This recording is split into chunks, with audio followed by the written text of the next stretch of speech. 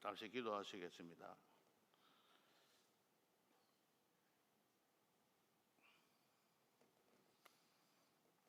하나님 인도해 주셔서 반가운 얼굴들 만나게 해주시고 이곳에서 하나님의 말씀을 들고 전할 수 있는 기회를 주셔서 하나님 진정으로 감사드립니다. 우리 교회 성도님들 지금까지 평강 가운데 지켜주시고 오늘 이렇게 반갑게 맞이하고 서로 얼굴을 대할 수 있게 해주셔서 감사를 드립니다.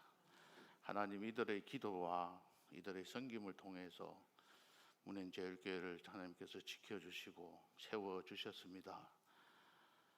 지금까지 주님께서 돌보시고 건강도 지켜주시고 모든 면들을 함께 해주셨던 하나님께서 앞으로의 생애가 주 앞에서 주 안에서 더 복되게 인도하여 주옵소서.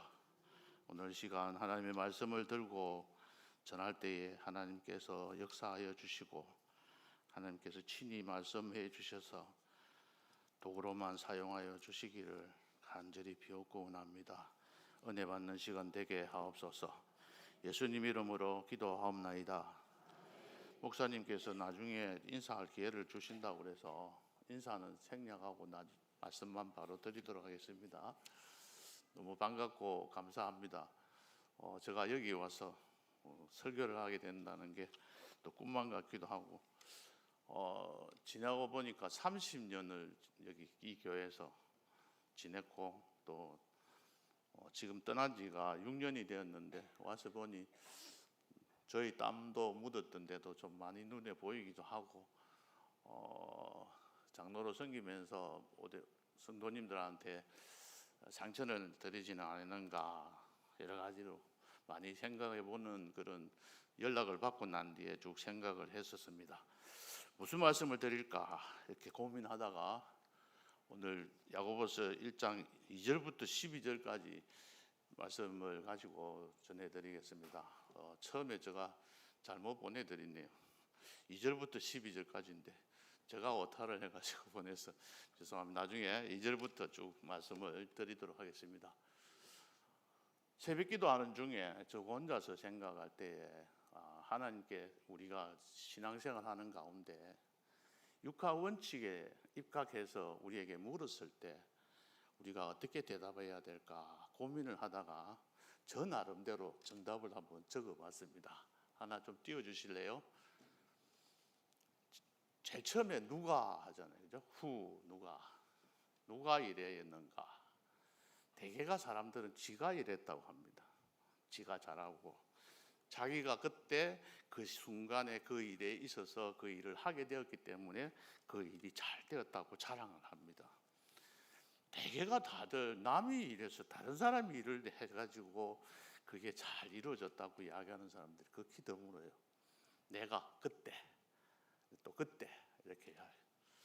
누가 일하였는가 그리고 누가 일해야 되는가에 대한 질문에 대해서 확실한 답을 가지고 있지 않으면 사람들 앞에서 자꾸 머리만 들게 되고 남들을 자꾸 괴롭히는 자리에까지 이르게 되더라. 그래서 하나님이 일하셨다. 모든 것들은 다 하나님께서 하신 일들이다. 하나님께서 능력 주셨고 하나님께서 물질 주셨고 하나님께서 건강 주셨고 하나님께서 일하게 해 주셨기에 내가 지금까지 일하고 있습니다. 또 일해 왔습니다를 고백할 수 있어야 한다. 다들 내가 했기 때문에 나가 거기에서 집안에서도 남편과 아내와 같이 살 때도 나를 죽이지 못하니까 문제가 생기는 것 같아요. 우리는 부활하기를 원합니다. 그렇죠? 부활의 소망을 갖고 살아가는 사람들입니다. 부활하셔야 되잖아요. 그렇죠? 부활 안 하면 우리가 예수 믿는 의미가 아무것도 없는 거잖아요. 그런데 부활을 죽지 않고 부활하려고 합니다. 팔팔하게 살아서 내 자신은 그대로 살아있으면서 부활하려고 하니까 이 부활의 신앙을 갖고 있는 사람들이 처음부터 출발부터가 잘못됐더라 하는 겁니다. 나를 죽이지 않는 거예요.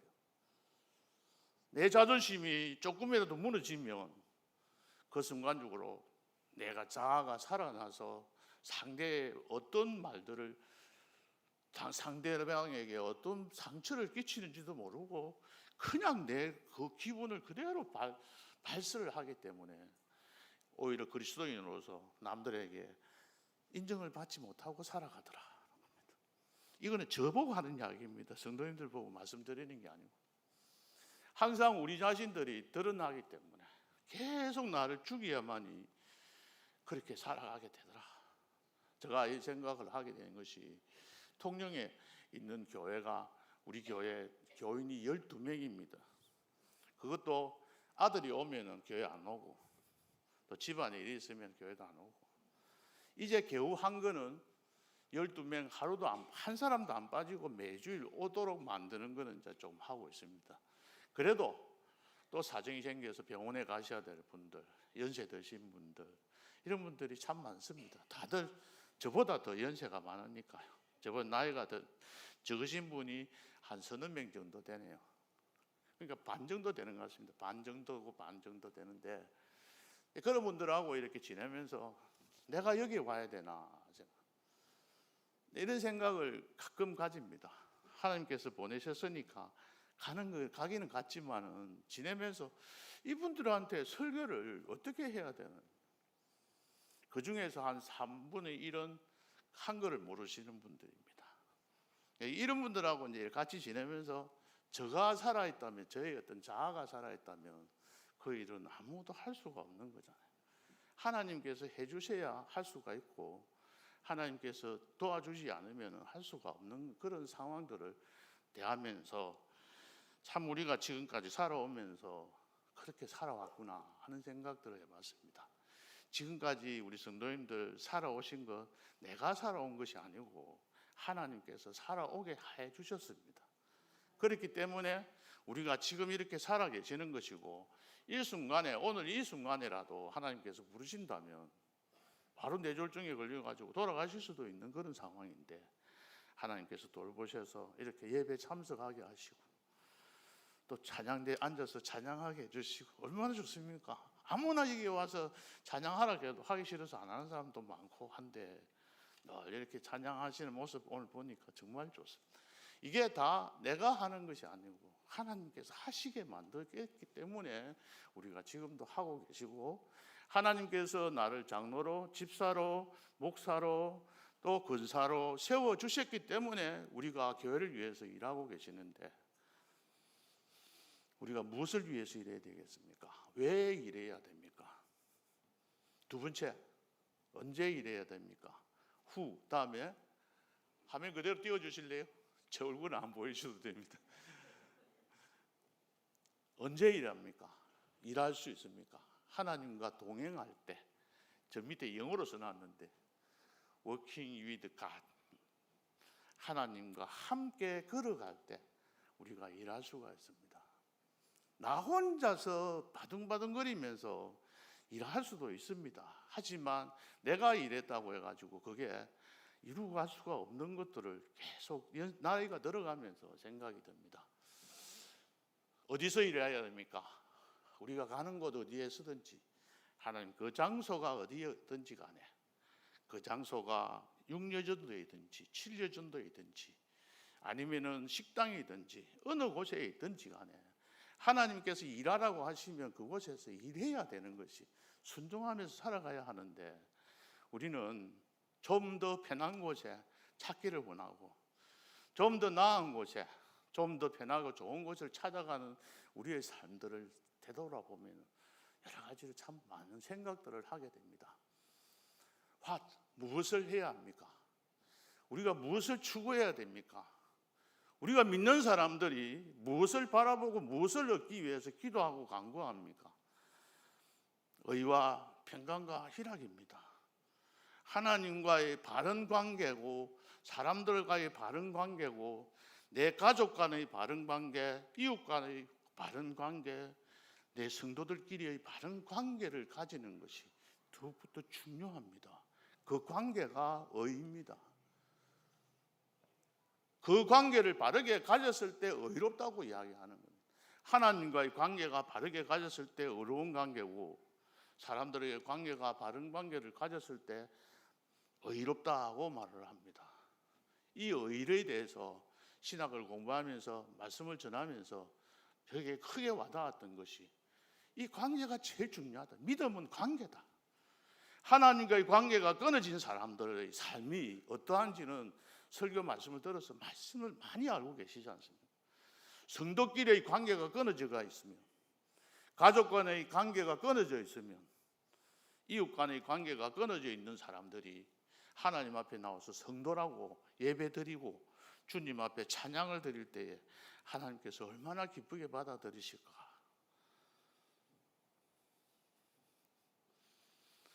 하나님께서 주시는 평강과 하나님께서 주시는 참된 기쁨을 맛보는 사람들이 하나님 앞에서 받는 복이 있게 되는 것이죠. 평강을 얻는 사람들에게 건강의 축복을 주시고, 희락을 얻는 사람들에게 하나님께서 건강을 주시더라고요. 마음으로 혼자 걱정하고 수심이 가득하고 근심 걱정이 많은 사람들이 평강할 수가 없는 거잖아요. 그런 사람들이 스트레스 받고 아파가지고 건강을 잃게 되는 거잖아요. 하나님 앞에 건강 달라고 요구하기보다 하나님 앞에 참된 평강을 하나님 허락해 주십시오. 하나님 안에서 참된 희락을 회복하게 해달라고 기도하면서 나아가야 하겠습니다. 마지막 하우입니다. 어떻게 해야 합니까? 무조건 순종하시지 마십시오. 맹목적으로 순종하시는 거 아닙니다. 목사님이 설교를 하니까 설교 말씀 따라서 순종해서는 안 된다고 생각합니다. 저도 목사가 되어서 설교하면서 저희 이야기하는 것을 성도들이 듣고 변화가 일어나면 너무 기분 좋습니다. 감사하고 조금씩 변해가는 모습 보면 그렇게 즐거울 수가 없어요. 그 조금 변하는 그 조금이라는 게, 수요일 기도에 예배 한 번도 안 나오신 분이 지난 고난주간에 수요일 날 다 한 번 예배 나오신 권사님이 계셨어요. 권사님이신데 너무 기쁜 거예요, 그 변화가. 그리고 부활절 날 새벽 기도를 나오셨더라고요. 그 하나의 그 조그마한 변화가 우리를 기쁘시게 하기 때문에 목사의 말을 들어주면, 순종하면 너무 기분 좋습니다. 하지만 우리가 중요하게 생각해야 될 것은 말씀에 의지해서 분명히 순종하고, 말씀에 의지해서 말씀에서 가르쳐주는 대로 불순종하고 내 마음대로 살아가는 것이 아니라 하나님께서 원하시는 그 길을 가는 것이, 그럴 때 하나님께서 기쁘시게 받아들입니다. 이 모든 일의 목적이 뭡니까? Why? 이유가 뭐였죠? 왜 합니까? 나를 위해서가 아니라는 거죠. 교회를 위해서, 하나님을 위해서, 하나님을 기쁘시게 하기 위한 삶이 되어야 한다는 겁니다. 제가 교회 나와서 지금 6개월, 5개월 조금 돼갑니다. 그래서 제가 항상 하고 있는 게 뭐가 있냐면, 첫째 주 1월 달에 하나님을 기쁘시게 주제, 2월 달에 우리 공동체가 하나님의 가족이다, 3월 달에는 고난, 그리스도인이 받는 고난에 대해서 이야기해요.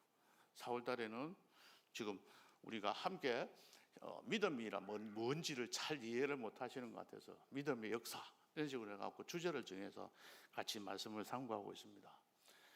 하나님을 제일 먼저 우리가 우선시 되어야 될 것은 하나님을 기쁘시게 하는 목적입니다. 나를 기쁘시게 하는 것이 아니고, 내가 교회에서 어떤 내 얼굴이 드러나고 내 자존심이 드러나고 나의 어떤 것들이 드러나기 위한 것이 아니라, 정말 내가 하고 있는 이 일이 하나님을 기쁘시게 하는 일인가 아닌가를 매일 계속해서 일을 하실 때마다 점검해 보셔야 된다고 생각합니다. 만약에 이게 조금이라도 나를 하나님을 기쁘시게 하는 일이 아니라 나를 기쁘시게 하고 내 만족을 위해서 일하는 일이 조금이라도 있다면 그 자리에 멈추셔야 합니다. 스톱하셔야 합니다. 그것을 전진하면 더 큰 문제를 생깁니다. 차가 스톱해야 될 그 자리에 서지 않고 이 차가 계속해서 브레이크 잡지 않는 그 상태에서 나가게 된다면 다른 사고를 저지를 수밖에 없는 것처럼, 이 생각이 우리들 마음속에서 사로잡혀 있지 않고 흔들리고, 조금이라도 우리가 다른 어떤 방법대로 다른 목적을 갖고 살았다면 빨리 회개하고 돌아서는 것이 가장 급습니다. 그래서 이 6가지를 항상 기도하시면서, 저는 답은 하던 게 이건데 여러 성도님들을 생각하면서 기도하시는 가운데 누가 해야 됩니까? 언제 해야 됩니까? 이걸 항상 기도하면서 주님 앞에 묻는 기도를 좀 했으면 좋겠다. 그래서 우리의 기도가, 저는 이렇게 생각했죠. 예수 믿는 사람의 첫 번째 단계 기도는 구하는 기도예요. 하나님 이거 해주세요, 이거 해주세요, 우리 아들 뭐 잘하게 해주시고, 내 사업이 잘 되게 해주시고, 건강하게 해주시고, 우리 손자 안 아프게 해주시고, 뭐 이런 기도를 하잖아요. 그죠? 이게 구하는 기도. 좀 이 단계를 넘어서는 게 질문하는 기도예요. 하나님 이때 어떻게 해야 됩니까? 하나님 누가 해야 됩니까? 언제 해야 됩니까? 하나님 어디서 해야 됩니까? 하나님 무엇을 해야 됩니까? 하나님 이 왜 해야 됩니까? 어떻게 할까요? 이 물음을 계속 질문하면서 하나님께서 말씀하시는 그 소리를, 음성을 들으시면 즉각적으로 순종하셔서 하나님께서 예비하신 복들을 받아 누리는 그러한 우리 문현제일교회 성도님, 문현제일교회보다 더 우리 교회 성도님 되시기를 예수님 이름으로 축복합니다. 이러한 삶을 살려고, 이러한 신앙생활을 하려고 마음을 작정을 먹고 살아갈 때 우리는 어떨까요? 일이 잘 된다고 보장을 못합니다. 이렇게 살아가는 성도들에게 반드시 닥치는 것이 시험입니다. 저 세례 받으실 때 저한테 그런 질문을 받으신 분이 계셨는지 모르겠는데, 세례문답하는 당회 때 제가 항상 물었던 게 있습니다. 세례 받게 되었으면 축하드립니다. 세례 받고 나면은 지금보다 더 좋은 일이 생기겠지요? 이래 묻습니다. 그럼 성도님들이 대개가 예, 그럼요, 이렇게 말씀을 하십니다. 그때 저는 다시 질문을 했습니다. 아니요, 세례를 받고 나면 더 큰 어려움이 생길 수도 있는데요. 교회 이제 못 가고 막는 사람도 생길 것이고, 잘 되던 일도 더 못 되게 돼, 잘 안 되는 경우도 분명히 생길 겁니다. 그렇더라도 예수 믿었겠습니까? 물었습니다. 그랬더니 주춤하더라고요. 다들 망설이더라고요.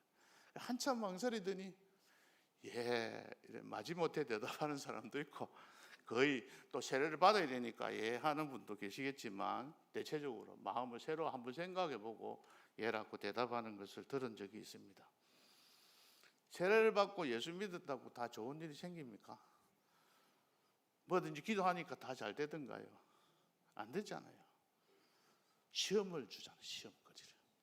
네, 그래서 오늘 1절에 내 형제들아 너희가 여러 가지 시험을 당하거든 온전히 기쁘게 여기라. 오늘 제목이 온전히 기쁘게 여기라. 우리가 예수를 잘 믿으면 잘 믿는 사람한테 더 큰 시험이 옵니다. 우리가 잘 아는 아브라함에게 어떤 시험을 주셨어요? 네 아들 이삭을 바치라 하는 시험을 주신 거예요.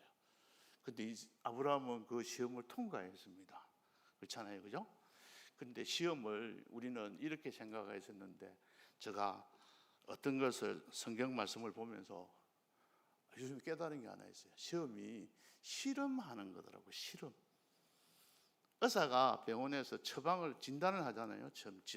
진단을 하고 이 사람이, 대개가 보면 진단할 때는 다 맞춰요. 의사 선생님들이. 제가 부모님을 참 모시고 병원에 많이 다녀보니까 그런 것들을 많이 봤는데 진단은 거의 맞아요. 근데 뭐가 문제가 많으냐면 처방이 항상 문제가 있더라고요. 처방이 제대로 안 되는 거예요. 자기는 자기 수준에서 확실하게 맞다고 처방을 내렸는데 그게 오류가 날 때가 있더라고요. 그래서 잘하는 의사 선생님들을 보니까 A라는 약을 한번 투입을 해보는 거예요. 해보니까 잘 안 났더라. 그래서 다시 B를 또 해보는 거예요. 다시 C를 넣어보고 다시 D를 넣어보고 계속해서 여러 가지 방법을 적용을 해보더라. 그 중에서 가장 잘 듣는 거를 이제부터 계속해서 처방을 내리면서 이거 먹어보세요. 이게 제일 좋습니다 하고 처방을 내리더라. 그때 그 단어가 실험이에요.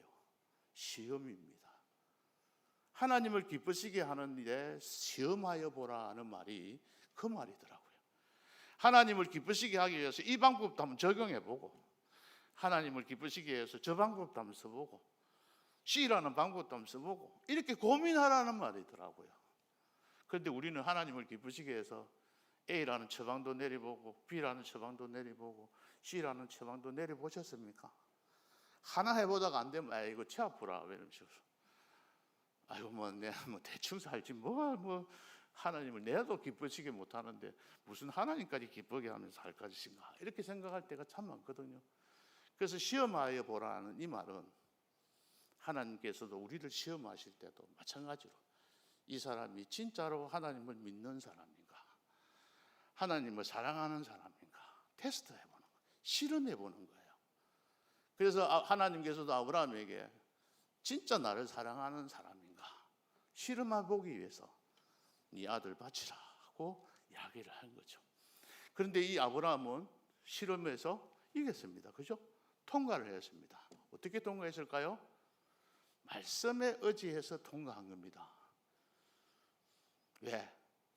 너 이삭을 통해서 내가 네 자손을 하늘의 별과 같이 많게 해주겠다고 분명히 그 앞쪽에서 약속을 하셨거든요.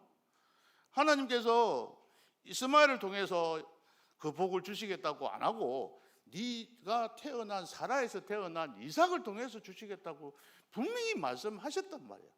말씀을 하셨던 그 하나님이 그 이삭 주나놓고 바치라 하니까 이 분명히 무슨 이유가 있을 거다. 분명히 이게 뭔가 있을 거다. 그런데 우리는 눈에는 순양이 눈에 보이지 않는 거예요. 하나님께서 순양을 다 미리 준비해 주셔가지고 네가 번제를 드리라고 준비해 주셨는데 여호와 이레 되신 하나님께서 다 준비해 주셔서 네 아들 안 바치도 되게 해줬는데 우리가 걱정하고 있는 거예요. 내가 그래서 이 시험을 주는 것은 나에게 좋은 것 주시기 위해서 하나님께서 준비하고 계셨기 때문에 우리는 즐거워하고 기쁘게 생각해야 된다는 겁니다. 여기라는 말은 무슨 말이냐면은 아닌데 그것처럼 생각해라 그런 말입니다. 다시 말하면 시험이 오면 기쁜 일이 아니잖아요. 시험이 어째 기쁩니까? 괴롭고 힘들고 골치 아픈데 제발 좀 그런 일이 없으면 좋겠다 싶은 그런 것들인데 어떻게 기쁩니까? 절대 기쁘지 않습니다. 그런데 기쁘게 생각하라는 거예요. 우리의 생각이 그렇게 바뀌어지면 우리 행동이 바뀌어지게 되고 우리의 습관이 바뀌어지게 되고 나중에는 운명까지 바뀌어진다고 하잖아요. 그러니까 우리 첫 출발이 어떠하냐에 따라서 달라진다는 거예요. 우리가 하나님께서 말씀하셨듯이 시험을 당하거든 온전하게 기쁘게 생각해라. 이 기쁘게 생각하는 3절에 보면은 인내를 만들어낸다. 그 인내를 우리가 찾아보니까 신학적 헬라어를 찾아보면 이 큰 덩치 같은 큰 바위와 같은 큰 덩치 밑에 그 무거운 것 물체 밑에 그 아래에 머물다라는 뜻이 있어요. 언더라는 말이에요. 이게 그 잠시 있다가 튀어나오는 게 아니고 인내는 그 무거운 엄청나게 무거운 그 돌 밑에 바위 밑에 머물러서 참고 기다리는 거예요. 언제까지? 하나님 앞에 갈 때까지. 이게 인내입니다. 그러면 예수 안 믿어야 되지, 그죠? 인내하도록 우리가 하나씩 참고 견디 나가야. 이 인내하는 사람은 기다리는 겁니다. 기다리는 사람은 불평하지 않습니다. 원망하지 않습니다. 남 탓하지 않습니다. 나에게 부족한 점이 뭔지, 내가 이 일을 해서 뭘 더 해야 될 것인지 생각하고 참고 기다리는 겁니다. 제가 그렇게 해봤거든요. 저를 괴롭히는 분들한테 감을 주고 제가 해결했습니다. 있는 욕 없는 욕 다 끌어붙고 그 순간적으로 막 불분이 터져서 고함을 질렀는데 이겼습니다. 해결했습니다. 그런데 그 뒤에 오는 것은 저의 아픔만 오고 주변에서 전부 다 이야기들을 뭐 저기 목사라 하더만 시골에 가서 일었던 일이거든요. 저기 목사한다 하더만 그리고 주변에서 보는 시각은 전혀 다른 거예요. 네가 이긴 사람으로 보는 게 아니라 정말 행패는 인간으로 보더라고요. 우리가 해결하기보다도 하나님한테 일러 바치는 거예요. 하나님, 어느 집사가, 어느 장로가, 어느 목사가 나를 괴롭힙니다. 어느 권사가 나한테 이런 말을 해서 나는 정말 괴롭습니다. 하나님한테 가서 일러 바치면 하나님께서 수일 내에 해결해 주시더라고요. 그런 것들을 많이 느꼈습니다. 절대로 내가 해결하려고 하지 말고 하나님 앞에 기뻐하시면서 참고 기다리시. 인내를 온전히 이루면은 우리는 온전하고 구비하여 조금도 부족함이 없게 한다고 4절에서 말씀을 하고 계십니다. 그 다음에 이게 우리는 기쁘게 얘기해야 되는데 그 다음부터 무슨 말씀이냐? 5절부터 6절, 7절, 8절에 하나님 앞에 구해라는 거예요. 시험을 이길 수 있는 방법을 하나님한테 물어봐라는 거예요. 지혜를 달라고. 예? 지혜가 부족하거든. 이건 무슨 지혜냐면 시험을 이길 수 있는 지혜가 부족하거든. 하나님 앞에 구해라. 이 하나님께서는 꾸짖지 아니하시는 하나님이시다. 내가 뭐 지난번에 와서 물어보더만 또 물어보나 와서 이러면 안 뭐라 한다는 거죠. 내가 그때 물어봤는데 그걸 가르쳐주는데 네 잘하더만 왜 또 잘못해갖고 또 와서 내한테 묻나 이런 거 안 물어본다. 꾸중 안 하시는 하나님이시다. 올 때마다 친절하게 가르쳐 주시는 하나님이시다. 그래서 믿음으로 구하고 절대로 의심하지 말라고 이야기하고 있습니다. 9절, 10절, 11절에서는 좀 잘 산다고 폼 잡지 말고 9절 낮은행기에는 자기의 높음을 자랑하고 자기 자신이 너무 나를 비관하지 말고 내가 뭐 없다고 뭐 누가 나보고 뭘 할까 그런 생각할 거 없이 자기 자신의 높음을 오히려 자랑해라. 그러나 부한 자는 자기의 낮아짐을 자랑하고 이 시험을 이길 때에 같이 공동체가 살아갈 때에 그렇게 이겨가라는 이야기입니다. 그래서 좀 가지신 분들은 없는 사람들한테 좀 도와주고 없는 사람은 그렇다고 해서 쪽팔리고 죽을 이렇게 자신을 비하하지 말고 담대하게 자기가 오히려 하나님의 백성으로서 높음을 자랑하고 살아가는 자들은 시험을 이길 수 있다고 했습니다. 시험을 이기는 자에는 어떤 것을 주십니까? 12절 함께 읽겠습니다. 시작. 시험을 참는 자는 복이 있나니 이는 시련을 견디어낸 자가 주께서 자기를 사랑한 자들에게 약속하신 생명의 멸류관을 얻을 것이기 때문이라. 아멘. 생명의 멸류관을 얻게 해주신다. 시험을 참는 자, 시험을 이기는 자들에게, 끝까지 견디는 자들에게 그 무거운 짐을 짊어지고 벗어나려고 이 시간이 지나면 며칠이 지나면 해결되겠지가 아니라 주님 앞에 갈 때까지 그 십자가를 지고 나아가는 자들에게는 하나님께서 생명의 멸류관을 주시겠다고 하십니다. 이것을 실천하신 대표적인 인물이 요셉이지 않습니까? 그가 하나님 앞에 기도 안 했겠습니까? 형들한테 팔려가지고 형들이 자기를 팔고 요셉이 애굽으로 팔려갈 때 하나님 앞에 기도 안 했었겠어요? 보디발의 집에서 보디발의 아내가 그로 인해서 오해를 받을 때 그가 하나님 앞에 기도 안 했을까요? 만약에 그때 하나님께서 기도를 들어주셨다면 어떻게 됐을까요? 이스라엘 백성들은 기근에 다 굶어 죽게 될 것이잖아요. 하나님께서 응답하지 않으신 것도 응답이잖아요. 하나님께서는 그를 이집트에 보내서 지금 요셉을 감옥에다가 갖다 넣어야 되는 거예요. 누구 만나기 위해서? 술 맡은 관원장을 만나게 하기 위해서 감옥에 넣어야 되는 겁니다. 감옥에 가서 억울하다고 하나님 앞에 기도하면서 내가 좀 풀어주라고 기도를 열심히 철야 기도를 했는데 하나님은 들어주시지 않는 침묵하시는 거예요. 그를 들어내주지 않았습니다. 추록시키지 않았습니다. 왜냐? 이스라엘 백성들을 위해서. 하나님께서 일하지 않으신 것이 아니라 일하고 계셨다는 거죠. 그것을 참고 이겼기 때문에 그는 생명의 멸류관, 애굽의 총리가 되는 축복을 받아 누린 거죠. 우리는 죽지 않고 아까 말씀드렸듯이 부활하려고만 자꾸 발버둥을 치는 자들입니다. 시험을 참는 자, 견디는 자. 오늘 제가 전화위복에 대해서 이야기를 설교를 드렸는데요. 맞아요. 모든 것들이 화를 폭우로 변화시키는 하나님이신 줄 믿고 나의 앞에 닥치는 시험이 온다 할지라도 그 시험을 참고 견디고 인내하고 또 기뻐하면서 즐거워하면서 시험을 이길 만한 능력이 부족하시거든 하나님 앞에 기도하고 간구하고 의심하지 말고 믿고 기도하면 하나님께서 해결해 주시고 끝까지 참고, 아까도 말씀드렸지만 참는 자는 기다리는 자다 그랬습니다. 멀리 내다봐야지. 오늘 내일 당장 해결될 문제가 아니잖아요. 다 아시잖아요. 우리가 신앙생활 하면서 기도했던 그 기도가 오늘 당장 1년 안에 해결되는 문제들이 아니지 않습니까? 10년이 가도 안 되잖아요. 그렇죠? 20년이 가도 안 되는 것들도 있어요. 평생 주님 앞에 갈 때까지도 내 기도 소리를 안 들어주실 수도 있습니다.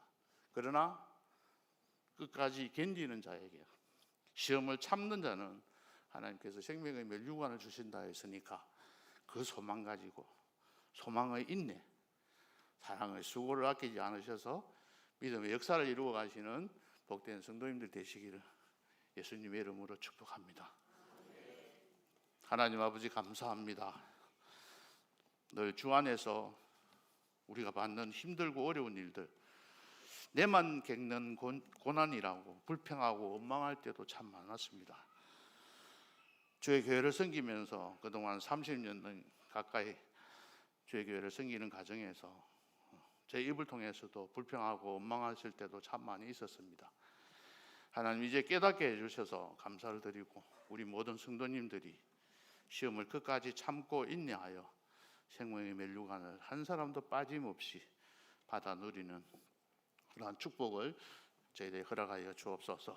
예수님의 이름으로 기도하옵나이다. 아멘.